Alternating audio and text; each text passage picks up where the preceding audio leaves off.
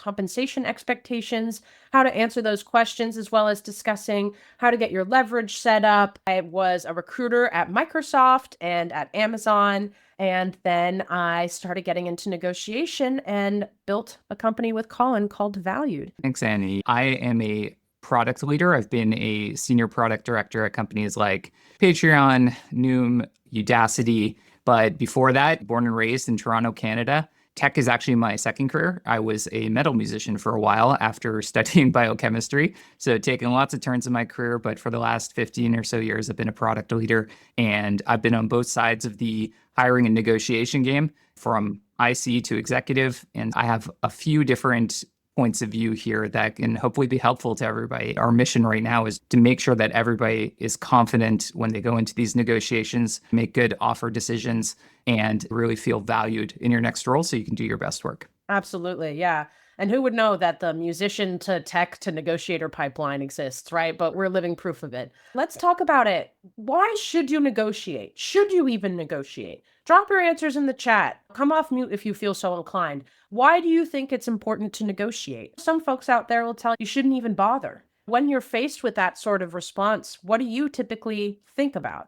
We are worth it. Love that, Donovan. Really, I think that's a key thing here. I know you said you've been experiencing unemployment for the past few months, and it's very important to remember that. If you are worth it, you do have value. Always negotiate. If you don't ask, you don't get. Plus 10 to that, Laura. You are so right. You're right. The answer is always going to be no if you don't ask. You're telling yourself no by not asking. And to get real value, 100%. I think that's a really good point of what's that value there? Is it just an incremental change in your base salary, or is it a big increase to your equity that could really change your whole trajectory of your career and life? The amount of value you provide as an employee will never get paid out to you one-to-one. Otherwise, we'd all be billionaires. But we have to advocate for ourselves so that way you're actually getting at least a decent slice of that value you're adding. Yeah.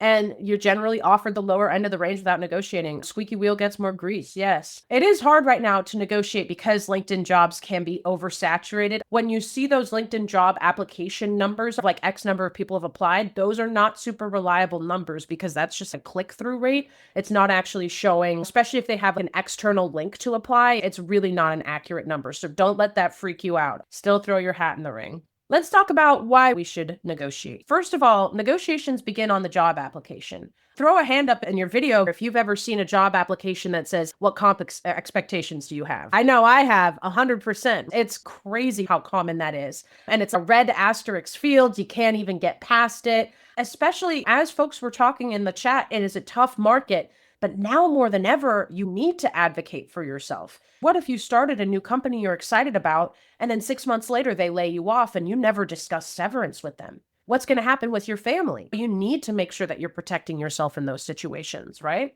And if you don't negotiate, you're basically shooting yourself in the foot financially long term because there's so much potential income that you could be missing out on by not negotiating. A lot of people hope my manager will take care of me, right? I don't know about that. Raises and promotions are usually a fixed percentage based off of what you originally accepted. So if you originally accepted a lower band offer, no amount of raises and promotions is ever going to bring you up to where you should be. And being strategic is the best way to approach your interviews. You don't just approach your interviews like a bull in a china shop, right? And it's the same thing with negotiations. The more strategic you are, the more thoughtful you are about what information you're conveying, when you're conveying it, that's going to be key. Now, when you're asked compensation expectation questions, I know that there's a lot of schools of thought about should you answer it, should you not answer it? Now, especially at the executive level, it's encouraged to answer it. Now, Colin, as our executive rep, what reasons do you think people might feel inclined to want to answer that question? So one of the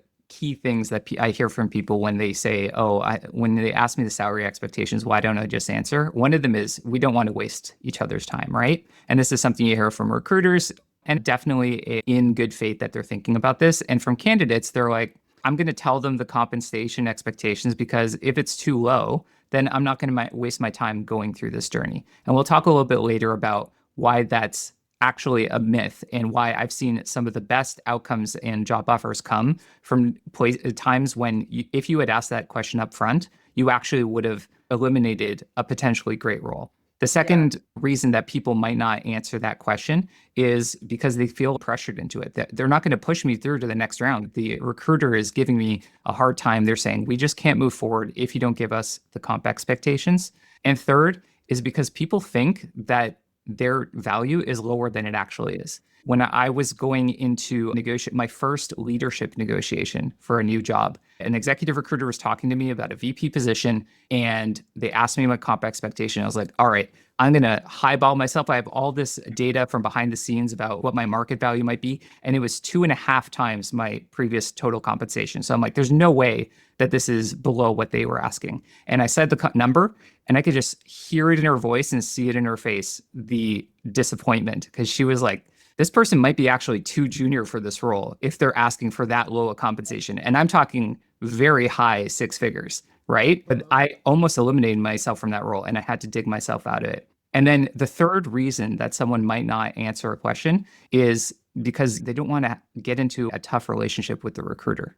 They don't want to cause this recruiter is going to be the person who's going to be moving along the process, and they just don't like that discomfort. And they're just like, I'm going to be upfront, and I don't want to lie. I don't want to get into a tough situation. What have you seen, Amy? I think those are totally valid reasons why people would want to keep the peace and keep their recruiter happy. But it's also important to recognize that the recruiter has boundaries of stuff they'll tell you and won't tell you. It's important to think about what boundaries do you want to have set up in place for you? Are you comfortable revealing your current compensation and how much unvested equity you have? Probably not, right? That feels like personal information. As you're moving through the interview process, a lot of your leveling placement after an interview is predicated upon how well you did on those interviews. I've seen companies like Microsoft down level, or even in some cases up level you. You don't want to accidentally call out a number that might shoot yourself in the foot later on. So generally, our usual guidance is to avoid sharing a number if at all possible. And part of that reason is because we really want to get the team bought in on you before discussing numbers. Because what we've just found is that when you are early stages in interviews, you're basically a number on a page to these people. Our goal is through these interviews is to really make yourself appear like you're the most desirable candidate, that you really deserve this compensation that's being offered. So once they give you an offer, they're already showing that they have more buy-in for you. Then you can start talking about numbers with them. Recruiters aren't exactly known for their lack of tenacity, okay? These are basically salespeople that advocate both for the company and for you. So they're this weird middle person, right? They won't always back down with just one. There is power in holding firm and being repetitive in what you're saying and recognizing what information you're comfortable sharing and what you're not comfortable sharing. Because at the end of the day, negotiation is all about info. Info is the currency here, right? So the more thoughtful you can be about what information have I already shared?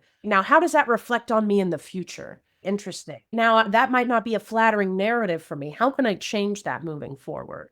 Now, there's a few other things to be aware of. If you are on a conversation with a recruiter and they ask you what your comp expectations are and you say, I don't know. If you have a tone of voice that is maybe a little stressed, anxious, or maybe a little aggressive or defensive, that is going to be more damaging to your relationship than the words themselves that you're saying, right? If you are friendly and even in your tone of voice, you're keeping it cool, calm, and collected, they're going to match that energy. But if you come in with a lot of fear, they're going to resonate off of that and double down. So the more that you can keep yourself cool, calm, and collected, that is the goal. They might not be willing to give you an above top of band offer on the first interview. But after you've finished your interviews, you've walked them through your long-term goals, they're super bought into you, all of a sudden there might be room for a long-term retention bonus that you wouldn't have thought existed. Especially if you're at the executive level, there might be room for unique equity triggering events when your equity is going to vest out for you, right? So just be aware that stuff can become more negotiable as time goes on. So let's talk through how to mitigate. Now, let's just drop them in the chat. How have you responded in the past when a person has asked you for your comp expectations? What's your go-to hold back response? How do you typically mitigate that? Drop them in the chat. How do you handle those comp expectation questions typically? Let's see. Does this change given the overwhelming demand versus supply in today's market? So this is going off of today's market, Gerard. That's a really good question. My research shows the range for this job is X. Does that align with your expectations? Interesting. So in this one, you are calling out a number with them. Ask the question back. Ask for the range for this position. It depends upon the state or where you're living, right? Because in the United States, there are some states now that legally require these companies to share a salary range in the job posting. And so if you're in California, Nevada, Washington, New York, Texas, Colorado, you can maybe get that additional insight. Let's see, too early in the process. I need more info on the job scope and skill requirements. I like that, Samuel. That's a high level response. By high level, that's something senior level individuals typically say. Would love to learn more about the role for the next step so I would know what range I can provide later on during the process. Ask for the range again. Yep. Oh, thank you, David. That's good insight. New Jersey will be requiring ranges in job postings this year. That's good to know. Let's see. Yeah, so I think those are all good options. Here is how we recommend handling this question. First of all, just say no. Easier said than done. If they ask, what's your salary expectations? And you say, no, that's not going to resonate. So what's a better way of saying that? Some of the ways we recommend are, it's too early to say now, but if there's a good fit, I'm sure we're going to come to something. That's signaling to them, we're going to discuss it long term, but I'm confident we'll get to a number that works for everybody. Not aggressive, collaborative. I'm still waiting on some numbers from other companies I'm speaking to. This is a great one because it basically baits the recruiter. Now, I don't know if you guys know this, but a lot of recruiters out there are incentivized to get you to sign when you have an opportunity at a direct competitor. Let's say you're talking to Meta and you name drop the fact that you're chatting with TikTok. Meta is going to work really hard to secure you away from TikTok. Just something to be aware of. Now, I'm not comfortable sharing my current compensation and unvested equity. This is a totally reasonable response to being asked for your comp, like what you're currently making. And companies, unfortunately, even though it's illegal, will still ask you what you're currently making. And as long as you say, I'm not comfortable with it, that's usually keeping them at bay. Matthew, I see you have a question. What's up? Hey, thanks. So I'm just wondering, let's say you don't currently have others from other companies and Yeah. that you're working on a single line of opportunity. Can you still use that second example, or are you gonna get yourself into hot water there? That's a really great question, Matthew. And I'm glad that you asked that because it depends. Are you applying to other companies? Do you maybe have a first round interview scheduled, but you haven't done it yet? In that case, you could definitely say that because you are still early enough stages. Now, if you haven't applied to any other companies at all, I probably wouldn't say that. Also, if you're not formally in interviews with these companies, I wouldn't recommend name dropping them yet, unless you actually start getting a little bit of traction.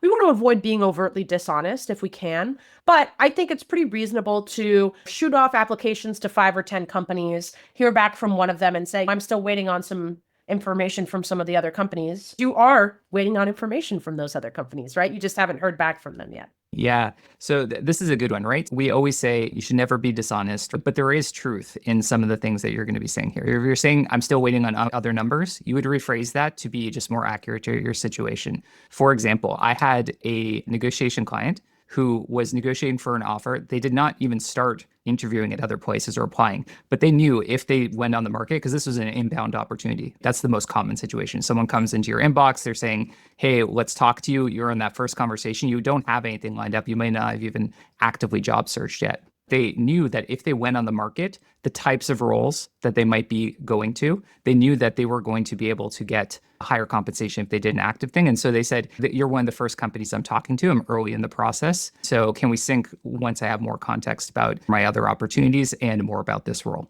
You just have to rejig it to be more accurate to your situation without being dishonest. 1,000%. Yeah. It's just about framing your situation in the most flattering way. The example I like to give is think about your situation as imagine that this little post-it note thing is made of glass. There's multiple different angles to look at, right? Through this glass cube. And some are more flattering than others. You can say, I'm still early stages with a few companies. That's maybe a more flattering side versus I've just applied to a few other places, but I haven't heard back yet. You mind if I get back to you later? That's not going to be as flattering, right? So just think about what's going to be the most flattering version for you. So we've talked about just saying no, but what about asking for more information? We had a few people in the chat calling out this response, which I think is really intelligent, of just asking, do you know what the company is thinking for a comp range for this role? Because they're asking you for a range, put it back on them. What is the comp range for this role? And if the recruiter says, I don't know what the comp range for this role is, okay, maybe we should connect on this later on. Maybe we should regroup on this a little bit further down the line. Sometimes they'll push back on you. Sometimes they'll say, we don't have a range right now, but we still need to get a sense of what your expectations are to make sure we have a good jumping off point.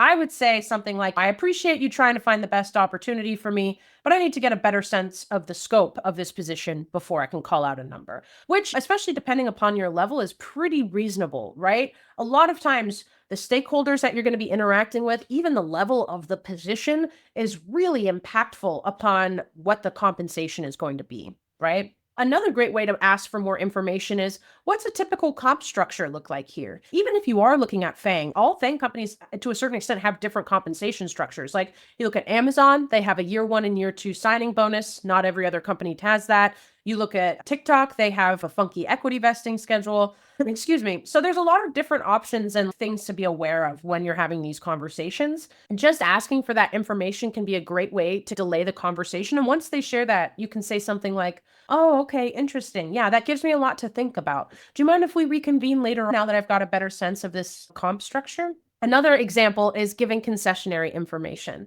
This is a great way to delay the conversation by, like we talked about before, mentioning other companies if you have them. I'm interviewing with company name. We haven't discussed comp yet, but I'll let you know when we do. And that signals to the recruiter, oh, this is what your situation is looking like actively, and you're going to keep me abreast of these updates. I really appreciate their transparency. Which is a funny thing for them to walk away feeling, considering the fact that you're actually not really revealing that much information. I know I'd be coming in at L66 at Microsoft. I'm not sure what comp to expect from them yet, but I'll keep you posted. Again, a little bit of information, especially if that's a desirable level, if it's a higher level than what you're expecting at this company, that can really be helpful. Another thing too, I know a lot of folks out there have been employed at the same place for 3+ years. So you could even say something like, I've been at my current company for a while and the market's changed so much in the past 4 years. I am anticipating a promotion. Let me get back to you once I have all those details. Again, giving them a little bit of information, working to be collaborative here, but not really sharing that much.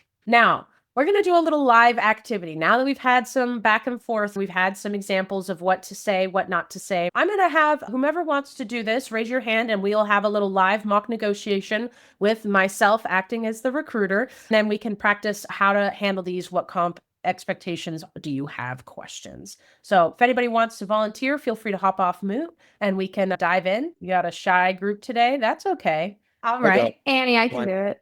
Awesome. We have time for both. I think, Kyle, you came off mute first, so I'll let you go first. And then we'll do Monique. Kyle, it's so great to chat with you. I know this is our first round interview. One thing I really wanted to get off the top here, because this is right on my list. So what is the compensation range that you're looking for? Very excited to chat with you too. I think it's still early in the process. I'd love to get to know the team, the scope of the role before having those discussions. So I'm sure that we can figure that out later in the process. But we'd love to get more about what your base salary range is. Yeah, that's a great question. On the job posting, we did list the salary range as 150 to 200K. Is that kind of in line with what you're looking for? I think the scope of the role, and obviously one other thing that's really important, is a total package of the offer. So I'd love to dig into that a bit more down the road. Yeah, Kyle, I really liked how when I gave that a little bit of additional pushback, you went back to what you were saying before, but you didn't react in a way that was annoyed or defensive. You reacted in a way that was conversational and friendly, which I think is crucial, right? Because you are starting to get a little bit of pressure tactics used upon you. Really well done. Monique, I'm going to challenge you in this one to try using a different tactic than what Kyle did. So I'm going to ask you as well. All right, Monique, I know we're getting close to an offer here. You have one more loop interview scheduled. So I'm curious to hear what compensation expectations you have. Yes, I've really enjoyed the process so far, and I feel like my initial conversations with the team have given me a better understanding of this position. As far as my expectations, I am in discussions with another organization right now and actively interviewing with them. So I think I need a little bit more time to see this process through with your company because I'm so excited about the role. It's just too preliminary for me to share that right now. Hey, yeah, you just keep me posted about that other company's compensation conversations that you guys end up having. I really appreciate you sharing that with me, Monique. What I really liked that Monique did was that she circled back and re-emphasized her excitement for the position. That's actually something we talk a lot about in negotiation. In leadership, there's like the compliment sandwich where you give negative feedback sandwich between two compliments. We do a similar thing here where we sandwich any reservations between excitement. So I'm really excited for this position. At this time, I'm still waiting on an offer from TikTok. Do you mind if we reconvene later on? I'm really eager to dive into this with you.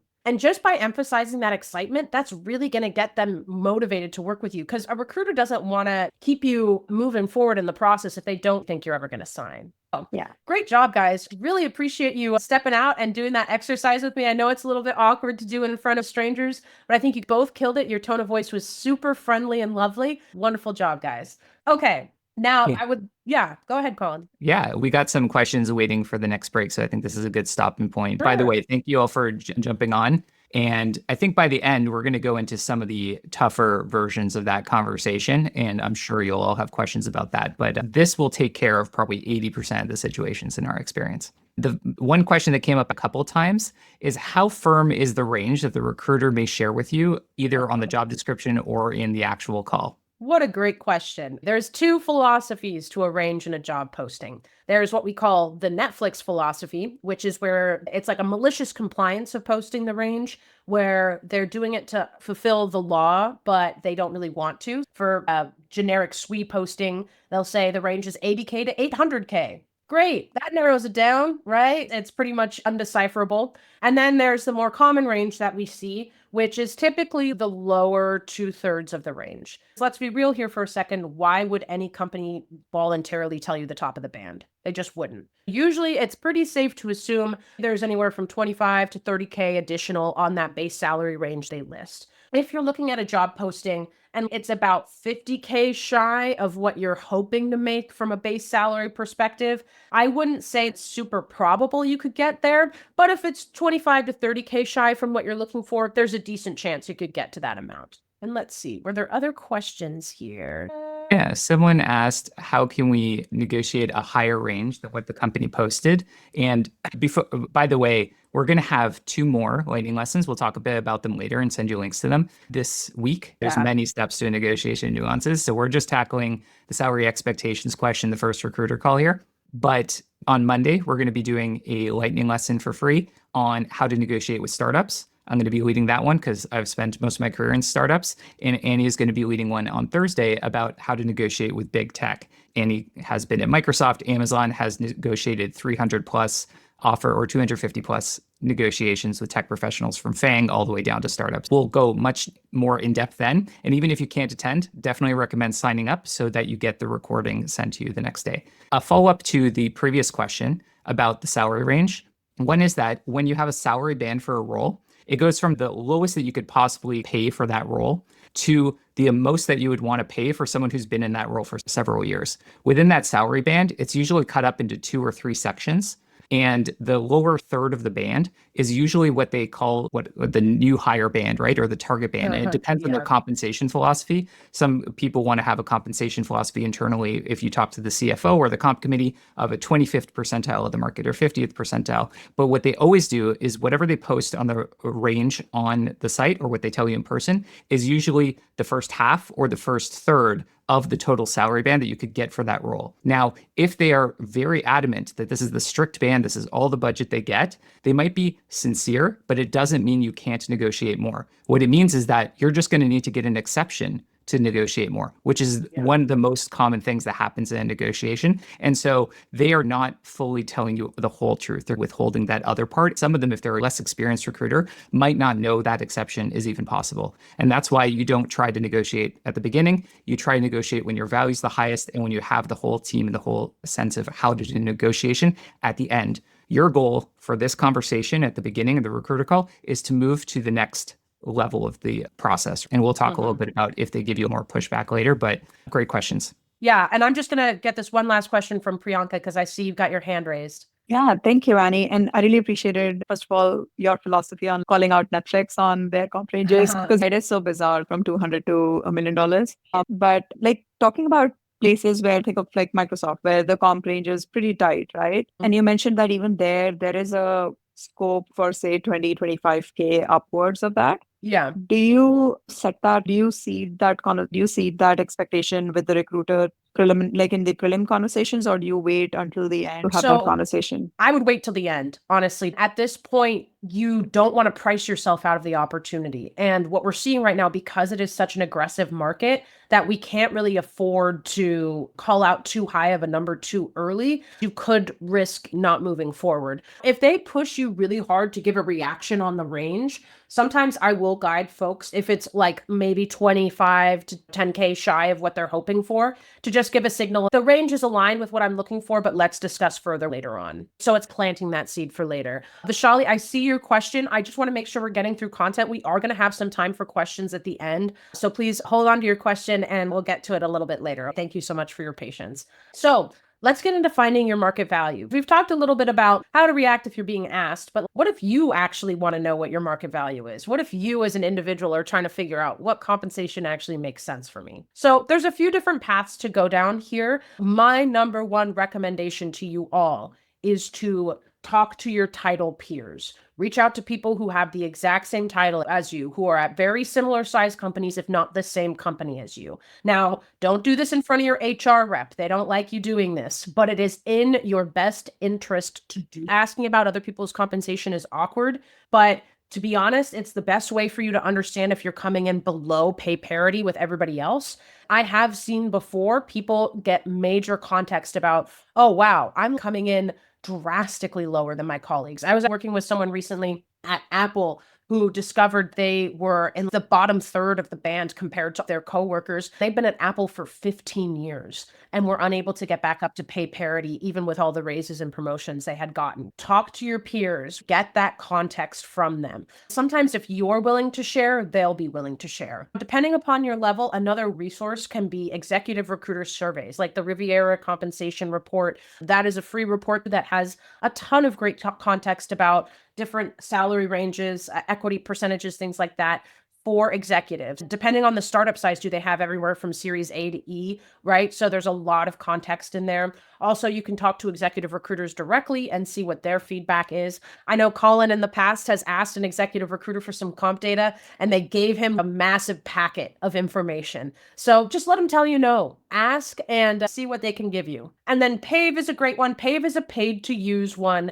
but I do think it's worth its value because the comp data there tends to be more accurate than you might see on a free to use website. Speaking of free to use websites, we've got ones like the tried and true hits, right? We've got H1B, levels, Team Blind, your previous current comp, but you got to be aware that for all of these top three, you don't know who's posting their comp data there. You don't know if they're telling the truth or not. A place like Levels, when you look at their Amazon comp, it doesn't account for their weird comp structure. So it's not always going to be 100% accurate. And if your job title isn't software engineer in the Bay Area, it's going to be hard to find comp data for the company you're looking for. Even if it's still a substantially sized company, I've seen them not be able to find data about things from Meta postings if they're not engineering focused. So that's why I always recommend talk to title peers.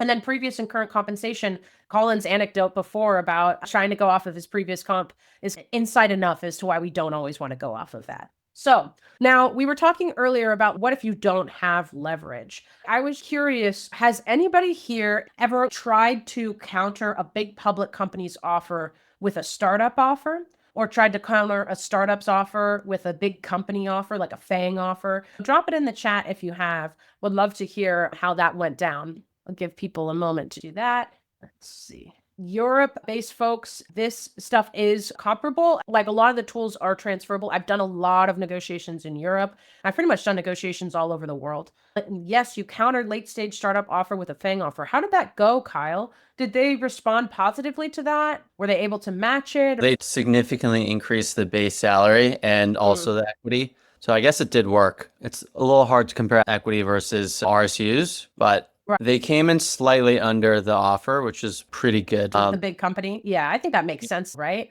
That's really good context. Thank you for sharing that, Kyle. I appreciate it. So in Kyle's situation, it sounds like he handled that really well, but I know that sometimes it doesn't always go that great because if you bring a Meta company offer to a Series A startup, the Series A startup is going to say, seems like you're really money motivated. We can't really help you there. Best of luck at Meta. Right? Now, Kyle's situation was advantageous because It was a late stage startup. It wasn't Series A. And so in that way, he was able to make it a little bit more comparable, especially if you're trying to bring a startup offer to a FAANG company. Good luck. Most FAANG companies will discount private company equity by 25% when presented in a cross offer. And even then, they'll probably say, oh, we don't really buy into the value of this equity. Our equity is worth cash today. This is just like monopoly money, right? So that's why we typically try to get an apples to apples offer, use a FAANG opportunity with FAANG, use a startup opportunity with a startup. It's okay to use Series C against Series B or something like that,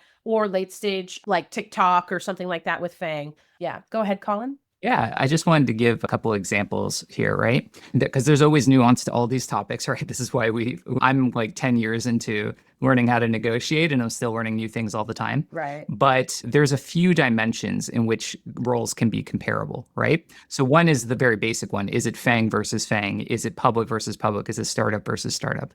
The other is, are they playing in the same space? Are they going for the same market? Are they competitors in some way? So there's a couple reasons why ByteDance might be a good opportunity to go up against Meta, for example. One is that they're both social media networks. They're competing with each other. So they want to steal the talent from one another. So that can help you if you're going to a fintech that's even Series C, or you're going to PayPal, right? The fact that you're going to another fintech means that, hey, I want to grab the person who's going to go to that hot young startup, right? It's definitely the case, especially at the FAANG companies, as Annie said, that they have policies to discount the equity value by 25%, 30%, et cetera. That's why it's important to do some of the other negotiation tactics we'll talk about in the other lightning lessons and in the full course, which is how to get all the decision makers in the process to understand why you're making the decision, where are the things that are important to you. Although the compensation might be lower in one of those other places, maybe it's a higher level, a bigger scope, right? It's breaking into a new market. It's in a very fast growing company where the comp might not be comparable today,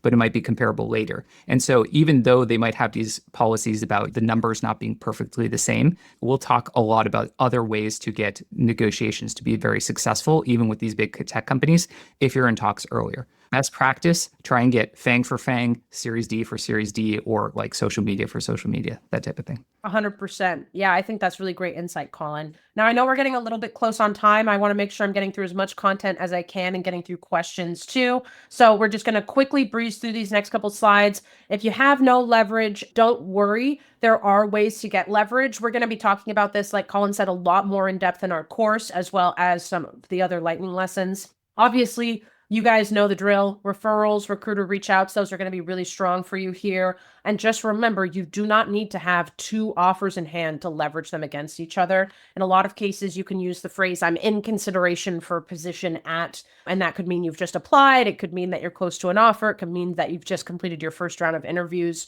So I'd say you can use an opportunity in any of those stages with that sort of verbiage and go off of what you're expecting them to offer you. In some cases, it can be stronger to go off of expected comp as opposed to a middling first offer, especially if they offer you something that's a down level, or if they don't make you an offer at all. How are you supposed to walk that back? And then when you're going off of expectations, a lot of times it can be strong to leverage if they've tried to give you a tight offer deadline by saying things like, I know you guys need an offer in hand to get a counter offer here, but I just want to be respectful of the team's time given the deadline. And I can wait for this other company to give me an offer, but they're dragging their heels. So if there's anything you could do today, I'd really appreciate it. And we've seen that work time and again, even with companies like Google who demand proof of cross offers in writing. So I know I just breezed through that really quick, and we've only scratched the surface here. Let me get this out of the way so we can see our beautiful graphic. We have the free Maven Lightning lessons Monday, January 13th, and then we have one on Thursday. We have the full negotiation mastery course, January 30th, Saturday, February 1st, Sunday, February 2nd, and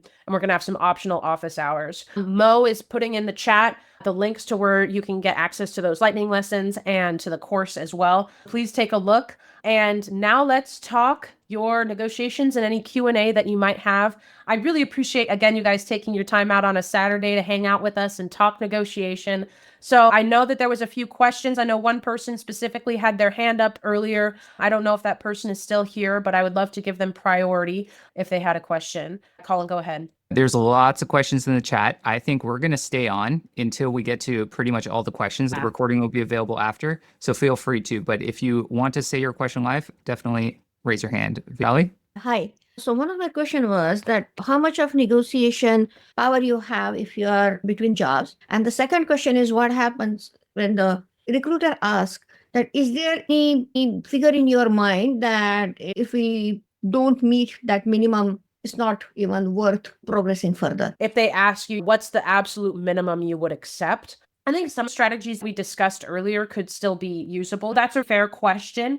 I think part of that will come down to just understanding more about this role and the level, as well as what the compensation structure looks like. Because for some people, more cash is going to be more incentivizing to them versus more equity. And it's also hard for you to give that number without having that additional context. So I think you could still put the question back on them of, oh, this is what I'm hoping to understand a little bit more about this position. Can you give me these details? And then maybe I'll noodle on that and get back to you when I'm a bit further along in the process. But I would definitely, when they ask you that, be like, yeah, that's a really good question. To be honest, that's a lot to think about. If I could have these details about the comp structure, I think that would really help me. And then we can discuss later on. I think Yeah, Vaishali, this is a very common thing I hear, especially I work a lot with leaders and executives, for example, on the job search. Most of them have been off the market for even some of them 8 months. We're talking about VPs or principal PMs, those types of roles. And they've been off for so long, so their confidence is very shot. If they get a question like, what is the minimum you're able to take? For executives in general, they're usually looking at a variety of roles. They're looking at startups and they're looking at big tech, and they're not expecting the total compensation to be the same. They're doing it for very different reasons. There's much more to a decision than compensation. Is this a market you're passionate about? Are these leaders you trust? Is it a team you want to work with? Is the role going to teach you skills that's going to help you for your next role?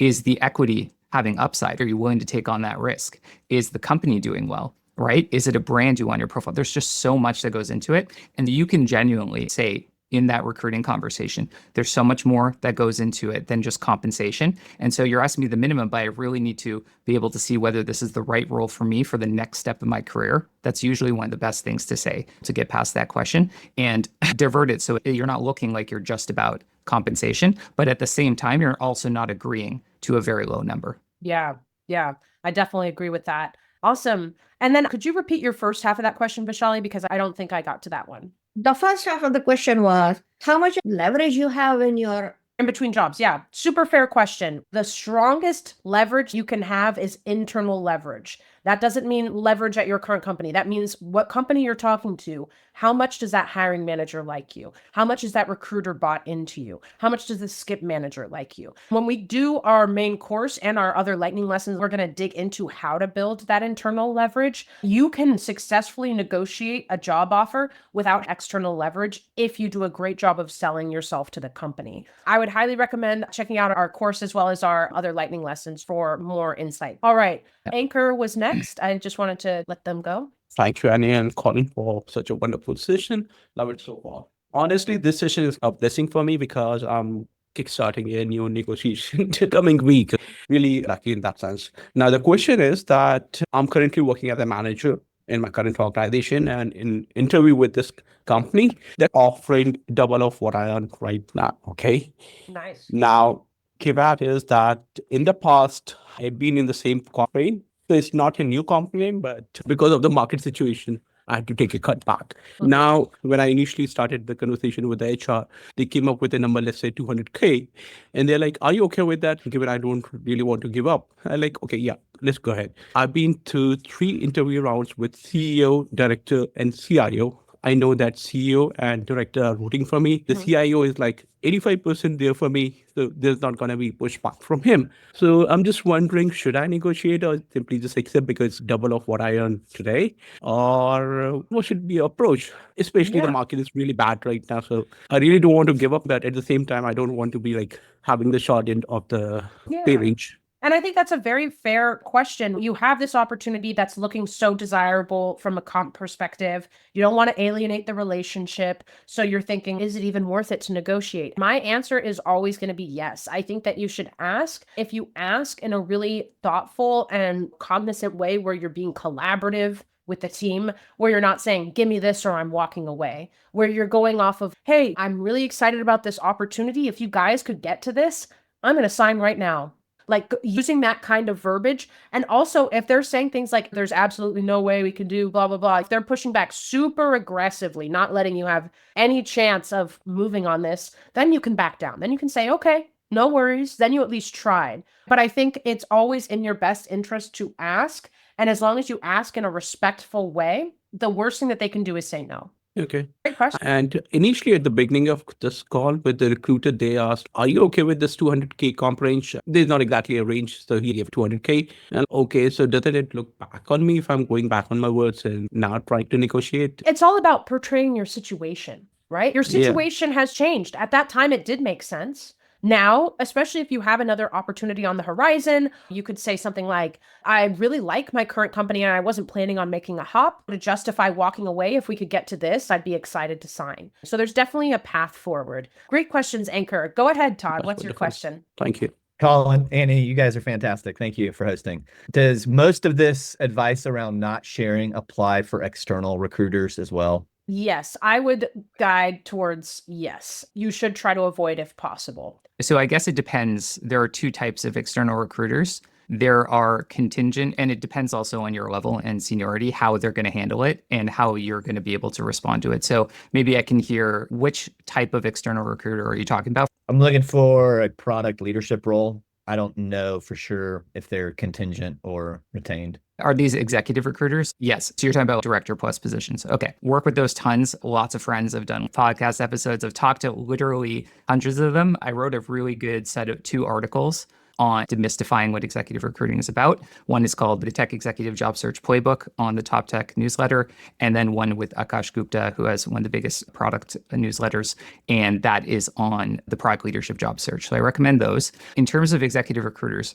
they will tell you, and I've talked to many of them, they want to demystify it, and that if you know your compensation, they're going to go to bat for you and get you what you want. The challenge is that you do not know what you can get at the beginning of your negotiation. You won't know your market price for that company and for the set of companies you have until the very end. And so I've made this mistake before. I talked about that VP position with an executive recruiter where they asked me what my comp range was. I said it was very high, and they were disappointed that it was too low. So the honest thing I've seen, I was able to get a compensation that was on paper $2 million a year. And the way I was able to do that was by deferring until I knew my leverage, my market rate, how much they wanted me in this role, and I've built all those things up. For the executive recruiter, just tell them, hey, if it sounds like we both want to not waste each other's time, right? We want to find the right thing. But for me, there's so much more that goes into compensation. Things that we'll talk about now can change by the end of this. The role might change by the end of this. I can definitely see us getting to something that'll work for both of us. Let's just go to the next round. One of the best ways to handle challenging recruiters when they ask you many times is just repeat yourself. Don't think you need to come up with a new excuse each time. Just say, like I said, there's more to this than comp. We can talk about this later. Great questions, you guys. What about you, Dennis? We've been talking about early stage negotiation, which for me, it's here or there. It's to get you across a specific line that they may or may not have. I'm far more interested in late stage negotiations once you have the offer to say, where do you go from there? I know it's difficult that if the range is say 200 to 250, your real expectations are 270. Yeah. And as you learn more about the company, as you learn more about their plans and they know more about you, I am a big proponent of forcing the door open to say, I know we've talked about 200 to 250, but because of this, that, and the other reason, I think 270 or 280 is a much better number for what you're expecting of me and what I'm expecting of you. The other side of that is, if the hiring manager budget really is 250, how do you suggest you negotiate things that might not be within their budget? Long-term incentive plans don't usually come out of the operational budget of the hiring manager. That's a corporate thing, right? So I look at the total compensation across the board, things that the hiring manager is responsible for and things that they're not. To give you a range of where I'm going to be is a little premature. Let's look at what the total package looks. So let's look at vacation time. Let's look at long-term incentive plan. I'm even open to being creative. I'm fine taking 10% lower than I want to be, but I want a 25% salary increase over the next 2 years based on success criteria that we mutually agree upon and have that put in writing in the offer. I've done that too, where I can't hire you at principal engineer because of the other people on the team. Okay, you give me the principal engineer comp. I'll go in as a senior and earn that promotion over the next 2 years. Yeah. Things like that. We've definitely talked about those kind of creative ways of adding more things on, and that can be long-term retention bonuses, long-term milestone bonuses, expedited equity vesting, things like that. That is for a lot more executive level individuals. I would also say that even that leveling, we had somebody recently who was looking at a position he was expecting to come in at director at,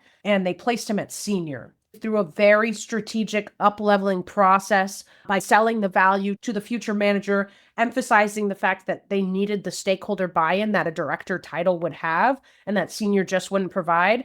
The manager said that is such an intelligent way of asking for this, and they were able to get him up-leveled from senior to director. So there are ways of doing it. It's really, like you said, being thoughtful about how to be creative here, but also it's really about selling your value to the hiring manager. I would love to drill into that and talk to you guys about that forever, but unfortunately, we just don't have that time today, but we will be diving into that very deep in our course. I do have one last question for you, and then I'll release the floor. Do you offer negotiation services for hire to help people through a negotiation? I'm so glad you asked. We absolutely do offer those services. Can you tell I'm a sales guy? Yeah. You know what? You should check out feelvalued.co and set up some time with me, and I'll tell you all about it. Okay. Thank you. Yeah, of course. Go ahead, Colin. We have a whole bunch of chat questions that I've been waiting for a while to get Sure, to. Not let's all of do them it. are still online, so I'm just going to try and grab some as I go. David Solomon had asked, does holding firm show you are being a difficult person? And there's a difference between being seen as difficult and an uncomfortable situation. Recruiters are trained to get pushback. There's something called Microsoft Recruiter University, where they literally train them. They're going to not say yes to the first offer. This is what you say yes back to them, right? So you pushing back is expected. As a director, I've seen this hundreds of times when I've negotiated with candidates that half of them or more will negotiate. I expect that. It's totally fine. And just because the recruiter is using something like a guilt trip, oh, is all you care about money? Those types of things doesn't mean you're being difficult by asking for more. You are doing what you're expected to, and they're just playing the game. They know what to say to get most candidates to then cave. And so all you have to do is be kind, right? So 4 things that I always say are keys to a successful negotiation. The first one is be likable. So there's a way to push back, but still being likable. Second is get them to think that you deserve it. Be deserving. The third is give them the information so they can justify it internally. And the fourth one is stay winnable, which means playing hardball or doing the haggling thing where you're like, I'm going to walk away, or feeling, oh, there's a better offer, you guys are beneath me. Then that is not going to work. They need to still feel like it's worth going to bat and fighting for you, right? That's winnable. So anyway, we go into much more of that in the lightning lessons and the course, or if you need faster support, we have the one-to-one negotiation service at feelvalued. Second question here is Vivian actually had a series of questions. Vivian, are you online right now? I was trying to raise my hand, but for some reason there's no gesture. So I was like, okay, I'll just give up. No worries. Yeah, I definitely want to ask that question. You responded briefly there. So I was talking to a recruiter that was really interesting. And I think a series of having same situation, they really wanted to nail down the compensation up front. I don't know why. I feel like it's changed just these couple months even. It's really strange. But anyway, there's a range listed on the website, which is pretty much the same or similar than what he was telling me. So he was asking me if I'm okay. I said, yeah, I'm fine. But then he kept asking me what my number might be. And about the bonus percentage, like the percent I usually get, I did provide a number because I think the number is reasonable. We just went off that. And then he started telling me, yeah, the reason I'm trying to nail this down up front is because he has run into like some candidates, they refuse to talk about compensation up front, but then they give the same kind of answer. Oh, yeah, I want to learn more about the role. But then later on, when they did get an offer and they try to negotiate for a higher salary, I think he has been seeing that quite a bit. So he was telling me about that. I definitely felt he was sincere. So I didn't really pressure further. I just provided that information, which is fine with me because I think the range and the bonus are definitely reasonable. I'm fine with that. It's just interesting. I have been seeing this recent, like the most recent month or so. Not sure if that's a trend. So I don't know if I did end up getting the offer, which I really like. I don't know if I still have room for the salary thing. I'm trying to see if I can actually reach out to someone in the company. I already talked to one guy, but I don't know if he's willing to provide that comp info, but that's my thoughts. Annie, do you want to take this one? I think it's definitely still negotiable later on, even if you signal early on that the range is something you're aligned with. And that's why I always say this range is in line with what I'm looking for, but let's discuss when I'm further along. I think it's very interesting that the recruiter was so transparent with you. Oh yeah, I'm seeing a lot of people these days who don't want to talk about their comp expectations up front. Part of my reaction to that, and this is just my knee-jerk reaction, I wouldn't actually say this, is yeah, I'm seeing a lot of recruiters not wanting to share the salary range right now. It's interesting that he's playing that game. I think in this case, I would just be like, yeah, I really appreciate you wanting to make sure that we're setting ourselves up for success here. My situation, I'm still waiting on some other companies, so it's evolving as it progresses, right? But I want to keep you up to date of any changes that might happen. Let's stay in touch about this. If you portray it that way, he'll feel like you're being so transparent and on top of it. And then when you do counter after you get a first offer and you counter leveraging another opportunity, it's going to make sense from a narrative perspective. The recruiter's going to understand where that's coming from. It's not going to feel like you're blindsiding him. Great point, Sandy. And this is a complicated thing, right? Like when we prepare our one-on-one candidates for negotiations, we write a custom script, several layers, and various types of objection handling. First of all, there's so many things, but I'm going to try and hit the main ones. You said it was reasonable, and so you gave the information. Being reasonable is actually not a good reason to give the information. You dug a little bit of a hole for yourself that you're going to have to dig out of. You're going to be able to recover, right? We can help you do that. But I would not, just because they're being reasonable, give them information. What you want to do instead, whenever you think, oh, they're being reasonable,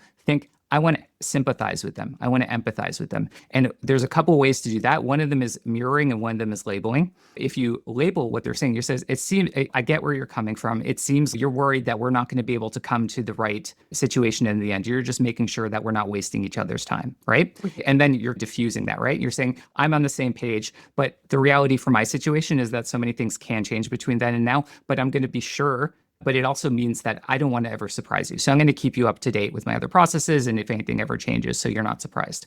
And those are the two biggest fears from a recruiter. But what he's saying is essentially, it's not a trend right now. What he's saying is what everybody has been doing since I've ever negotiated for the past 10 years. So he's essentially saying, I don't like that people are doing basic negotiation. Yeah. And so you're not going to react negatively to that or feel offended by it. The point is he's using a tactic to try and get you to anchor yourself lower. I would just not reveal the information, but instead empathize and tell them honestly, I'm just not at the position to be able to tell you these things. And if they're asking you about your past bonuses and things like that, definitely say those things were in the past. In some states, it's not even appropriate to ask for those things. I will be sure to make sure that we come to the right place. And if it ever feels off, I'm going to let you know about that. So you just want to dissuade the question behind the question there. Don't feel like if something's reasonable that you need to set yourself to an anchor or give them information. The more information you give them, the harder it's going to be later to actually negotiate for what you're worth. Rule of recovery. Any new information is going to be a way to reopen the negotiation. Anytime you get a new offer, you learn something about work, you learn some new information,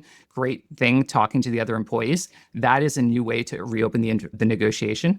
But you'll want to do that later in the process when you're at the offer stage. Just be aware, these recruiters, they are miners for information. You give them that one little vein of here's my annual bonus. All of a sudden, they're asking you to provide screenshots of your unvested equity, of previous pay stubs, stuff like that. It's a rabbit hole. And just don't let yourself go down that rabbit hole. But hey, it's okay. You're definitely not the first person that this has happened to. And at least you didn't reveal everything. There's still definitely a way to come out of this. Look, I know we're at almost 11:15. I'm going to keep taking questions till 11:15, and then I'm going to try to cap it there. So let's go through the last 3 or 4 questions, lightning round. I do want to take some of the questions that were posted a while ago. Alyssa had asked, what if a question is asked after several interviews where we already have a significant context of the role, but no offer yet? So this is very common to happen in between the second and final round of interviews, for example. I was told not, and then another comment was, I was told not to mention what sizes of company are other interviews and offers, but we'll get to the first one first. If it's before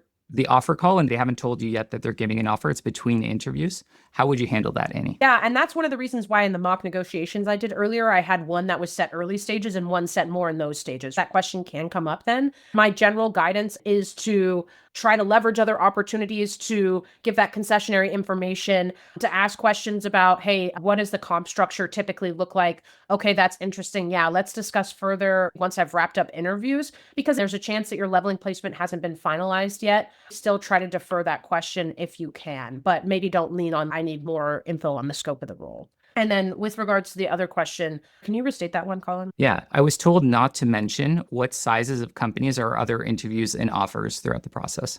I think it is only necessary to restrain sharing that information if it's not flattering. So I think that if you are talking to Meta and also talking to a Series C startup, maybe wouldn't mention the Series C startup to Meta, maybe try to get another opportunity that's more one-to-one, or if that's the only company you have, think about how early stages you are with that Series C startup. See if you could talk to them about a higher title. Sometimes Meta might respond more positively if you have a stronger title at a startup. I would say it really depends upon the company that you're talking to and the role in general, but there are definitely opportunities where you can name drop a company, and that can really help you in those situations. Yeah. And I would say this, the default should be only say very vague information, like I am in conversations with other companies. Talk to you about that later if it ever becomes something we need to care about. But don't worry about that. I'm just in conversations. And then Yeah. there are certain times in the job search process, either for social proof, if you feel like it's going to give you a better chance to move to the next stage of the process and it's a very competitive role, you may be able to use some parts of it. But in general, until you're making a counter offer after you got the offer and after you've taken it home and planned your counter offer, you probably shouldn't be talking about many details of any of these companies. Because So the minute during- you have an offer in hand from another company, tell me more about that. What's that offer look like? Is there a deadline on that? What level is that position? Oh, okay, cool. How are they valuing the equity there? Like, we just don't want to get down that rabbit hole. Okay, I want to make sure we're getting through as many as possible. Let's do 2 more. We've got 2 more. If anyone has questions and we didn't get to them here, feel free to reply to the emails you're getting from us. Yeah, or message me on LinkedIn. feelvalue.co. Yeah, exactly. Yeah. Or go to feelvalue.co and you can set up a 30-minute chat. Kyle asked, I have a negotiation video on YouTube, about 42 minutes. If you want to get a deeper training, this was about 1.5 years ago in the middle of the tough job market, which we're starting to come out of now. I saw in your negotiation video that it's important to build a 30-60-90 plan as you go. How much leverage does this provide in the process? There are some processes where most of the panel doesn't know much about the role itself. So want to understand how much you should try to talk to the hiring manager to build this out. Sorry, go ahead. Yeah, I think that was just a bit Sorry, info. I thought, okay, no problem. I did want to cover this first, and then Annie, I'd like to No, get your please take. go, So yeah. a very common situation for this is, for example, if you're applying for an L6 role at Meta, right? You do your team matching after you do all the interviews, and therefore all the people in your interview panel don't know anything about your role. So how are you going to get the information you need during that to then prepare your 30-60-90 after you get the offer? So there's 2 things there. One is, if you do know the hiring manager and the skip manager, then through the process, you should be trying to get connection points with them, create side channel discussions, ask them questions during the process. Just for job search in general, that tends to be very useful because you want to build the emotional relationship on top of just the logical relationship. The second thing is that the 30-60-90 plan is as much about discovering the role as it is about showing your value. But if you don't have a hiring manager and they're already doing the offer negotiation, then it's going to be harder to do this. So instead of asking it as, hey, I want to talk to my hiring manager,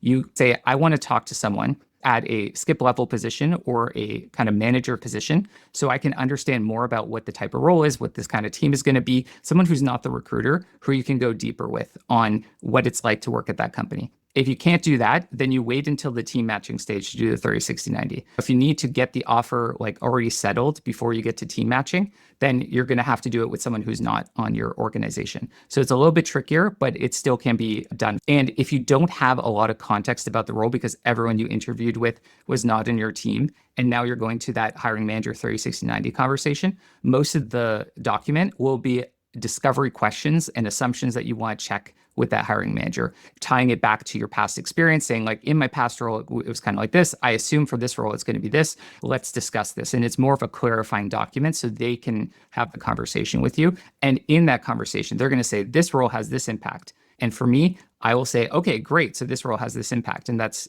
building up your leverage internally. And we'll talk more about that in the lightning lessons and courses. Final question for Annie. Can we negotiate with HR for internal transfer within the company, like moving from India to US and Microsoft, or senior principal level? If yes, Yeah, that's a great question. And kind of what Colin was talking about with that 30-60-90, that can be a really great way to do that internal negotiation. What I always tell folks is I almost call it a backwards 30-60-90, because instead of just focusing on your first 3 months in the role, because you've already been there, look at the last 6 months in this position that you've done. What are the big, like, juicy metrics, great projects, things that you've nailed?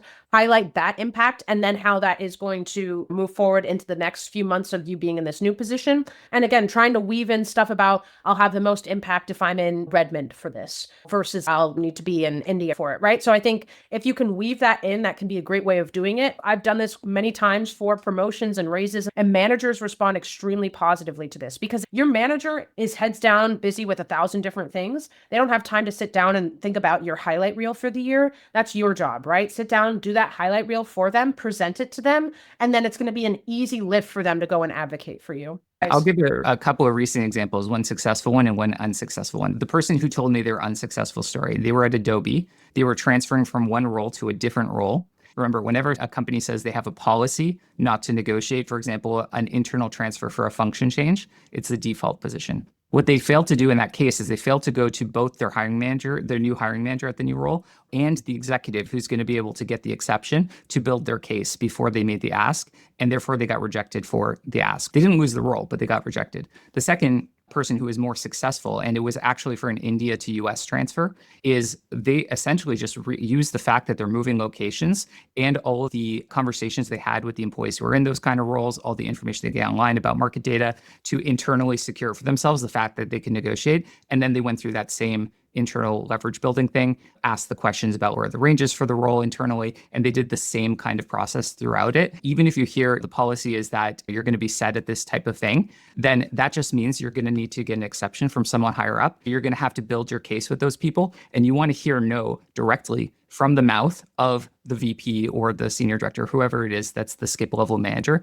that's saying, hey, we cannot do this for internal roles after you've already given your case. At that point in time, you've told them, if you're in my situation, how could I accept this given that other people in this role are making so much more? I have more experience than them, and I just happen to be coming from India to the US. Let them try to negotiate for you. And you'll find better results doing that versus having a recruiter try and negotiate to you, because recruiters cannot make exceptions for you. Awesome. I got to really thank you guys again from the bottom of my heart for being here today. I really appreciate it. Mo, go ahead. Kyle also asked, he wanted to hear a little more details about what's going to be included in the course and whether there's any personalized support. So I wonder if you'd like to take a minute and address that now. That's a great question. And I think we've got our promo doc over here. This is the content that is going to be focused on in the course. We're going to be talking about the full cycle of negotiation. We're going to go through every single step. We're going to talk about everything from the comp expectations all the way up to negotiating the counter offer, to knowing when to accept the correct offer.